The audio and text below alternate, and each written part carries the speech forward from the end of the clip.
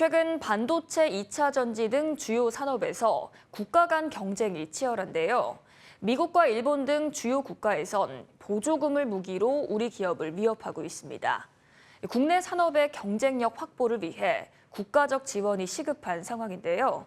정부는 오늘 7개 특화단지에 대한 국비 지원을 더 늘리겠다고 발표했습니다. 유주엽 기자입니다. 한덕수 국무총리와 안덕근 산업통상자원부 장관 등 고위 공직자들이 한자리에 모여 국가 간 경쟁이 치열한 첨단 산업 지원을 위해 머리를 맞댔습니다. 정부는 먼저 국비 지원 횟수 제한을 풀고 총 사업비 중 국비 지원 비율을 최대 10%포인트 상향하기로 했습니다. 사업비의 최대 40%까지 국비로 최대한 빨리 지원한다는 겁니다.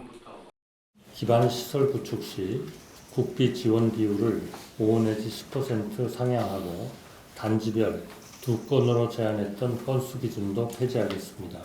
둘째, 특화단지 내 첨단 생태계 구축을 위해 올해 대규모 R&D를 기획하고 예타 관련 절차를 조기에 이행해 나가겠습니다.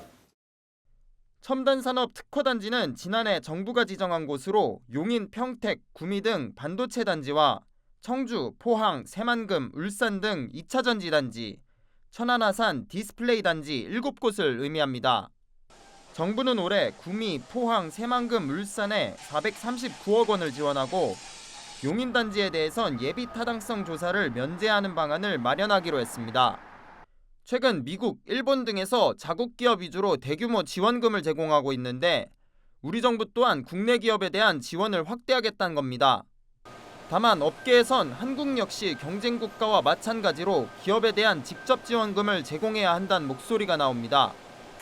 직접 지원금은 원가에 영향을 미칩니다. 결국은 우리 원가가 높아지고 다른 나라 원가가 낮아지기 때문에 판매를 하면 이익금이 나질 않죠, 우리나라는.